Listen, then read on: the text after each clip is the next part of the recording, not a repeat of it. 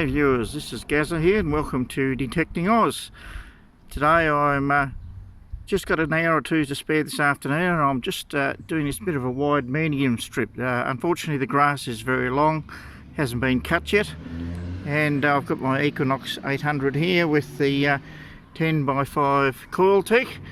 So I'm just giving this area a bit of a go for a little while, and I just got a signal here and this just came up. It's a very bent looking ring, just a junk ring I suppose, but yeah, first decent target I've got here anyhow. Alright, I'll carry on here for a bit and see how I get on. The grass was just a bit too long here for detecting, so I moved off to another spot where the grass was much shorter. Okay, time is very limited today. I'm just revisiting a park that I did a lot of detecting at years ago. I got heaps and heaps of coins out of this park, and I'm just going over it, some of it again with the Equinox 800 with the coil tech coil. And I've just got a great signal here, and yeah, oops, there it is. Look what came up. It's a little threepence, unfortunately very bent, so I'd reckon the lawnmower's got that one. Might even be 1910 one, is it?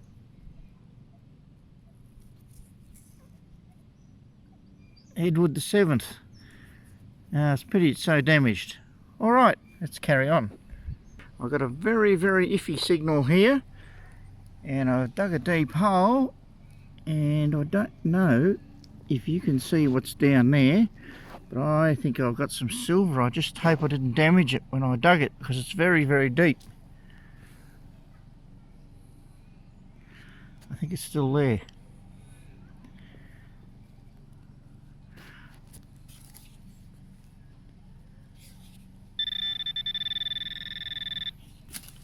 I've lost it again. No, it's there, I can see it.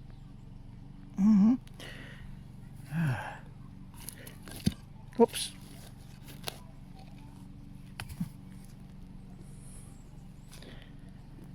It's a very deep hole.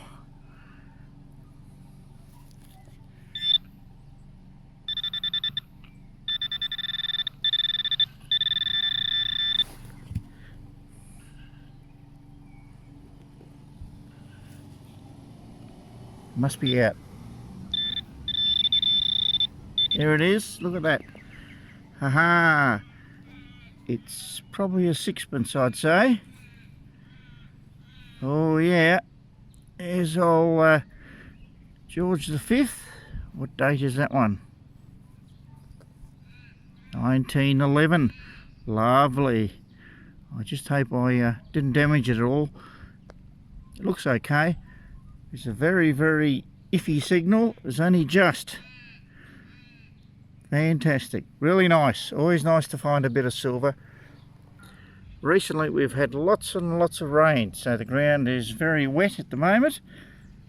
And I got another great signal here, and I just upended the plug. And look at that. More silver. Lovely. What have we got this time? It's a sixpence. I can't read the date. Don't know.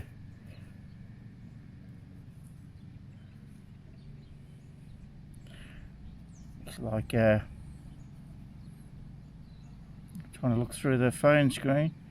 It's 1914. One of the early ones. Excellent.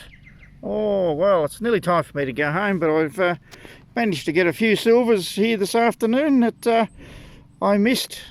Actually, when I first bought the Equinox, I came here. This is probably about the first site I took it to, because I'd spent a lot of time here earlier with other detectors and did well, and I did all this under these trees, and I just had the standard coil on because that's all that was available at the time. I was surprised how many coins I did find then, and now I'm still finding more, perhaps due to the nice damp soil. I reckon it makes a big difference. Alright, it's nearly time for me to go now, so that might be about all for today. So I was lucky to come home from this hunt with 3 nice little silver coins. The 1910 Edward VII threepence, which unfortunately has quite a bit of lawnmower damage. And the 1911 sixpence, which came from the bottom of that deep hole. And the 1914 sixpence. So 3 lovely examples of early Australian silver coinage that I had missed from previous hunts in that area. So here I've added the 3 coins to that junk ring I found at the first site, and also a musket ball that I found in the park. Anyhow, I did return to that same park the following weekend, and I took a bit of video, so I'll play that for you now. I'm having another go at this park this afternoon. I've got a couple of hours to spare on a Saturday afternoon. I've got my Equinox 800 with the 10x5 Coiltech coil on again, as I did last time I was here, and I've just got a very shallow target here, and yeah, I just dug this up. I don't know if it's sort of a link out of a chain or something. Yeah, anyhow, we'll carry on, and hopefully there might be a coin or 2 here left for me to find today.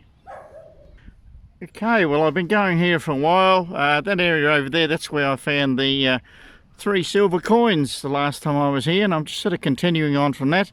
Been going for a while, haven't found anything really good, or nothing good at all really. And I got a very vague signal out of this hole, and it turned out to be what's left of an old pocket knife. I nearly wasn't going to dig it actually. But yeah, alright, I'll carry on for a while, and you have to remember I've been over all this area before in the past, so I'm just after any scraggly coins that I didn't get last time. Well, I've been going for ages now, and no good targets. A lot in 15, 16, 17 range on the Equinox, which is pull tabs. But I did get a good signal here, and look at this. I have my first coin for this hunt, and it's virtually time to go home, and it's a lovely 1-cent coin. Yeah. Oh well. So from today's hunt, here's all the junk items I dug, and here's the remainders of the old pocket knife, which was virtually falling apart. And on to today's best finds.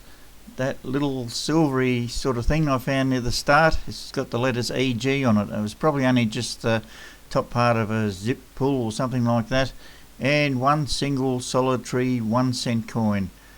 Certainly not one of my best hunts, that's for sure. I was hoping for a few more little silvers like last time, but there's probably still some here, but I just didn't find any today. But thankfully not all hunts turn out this bad. Here's a couple of clips from a very short hunt which turned up a couple of more interesting finds. G'day viewers, and I've just got a few minutes at the end of my work day. Actually, this is my work site. This topsoil has been scraped here, and I have seen some old bits of glass here, so I thought it might be worthwhile just scouting around a bit with the detector. I've just got an old buckle over there, and I've got something very interesting here. Some sort of Jubilee 1885. Wow, that's a great find. I'll have to have a good scout around this area. There might be some more good stuff to be found. Eventually a townhouse is going to cover this site, so it might be worthwhile spending a bit of time here. And here's one of those brass door latch things.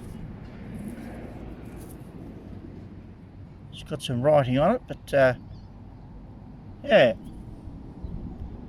Alright, let's carry on.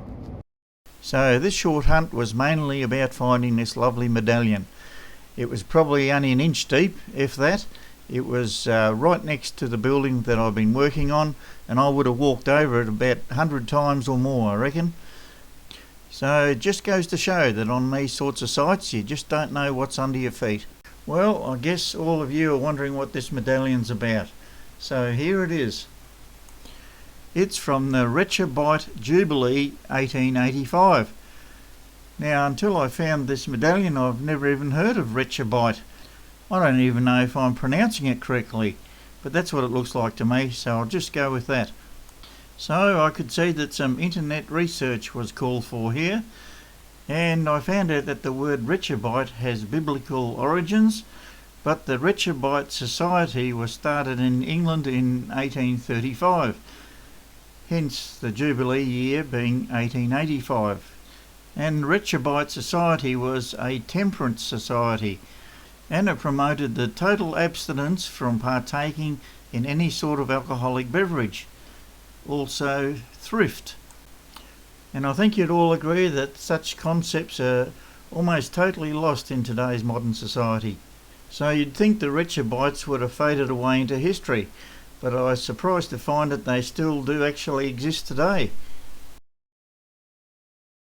So turning it over, you can see two figures standing on each side of something with a lot of symbolic looking figures in it. And underneath in the scroll work is the two words peace and plenty, which are two words that are often on our early tokens as well.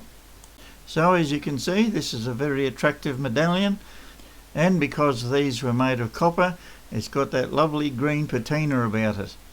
Certainly a great and surprising find for me, and I was really pleased that I was able to rescue it before it'd be built over eventually. Now, I might move on to another find that I haven't showed you before and that was found in the same area. First of all, I thought this was just a lump of lead. I was just about going to chuck it, but then I saw it had a bit of a strange shape, so I just put it in my pocket. And I cleaned it up when I got home, and having a look at it, it looks like a dog. But having a closer look, what is he doing? All of us who have dogs would be familiar with this position. It's when our dogs do their business, so to speak. And turning it around to the back end, well, I'll let you viewers make up your mind what that's all about. Just out of curiosity, I did an internet search and I came across pooping dog figurines, which look very similar to this one, and they dated from the 1930s. So that must have been something that was in vogue at that time. Very strange. What an unusual find. So here's the items I found from this after work short hunt. I was probably only there half to 3/4 of an hour, and all these things came from probably an area 2 square metres, something like that. And once I got away from that area I didn't find anything really. Okay, just before I finish up, when I'm on building sites, I've always got my eye open amongst the excavations to see if there might be some old bottles there, and here's a few I found in recent times.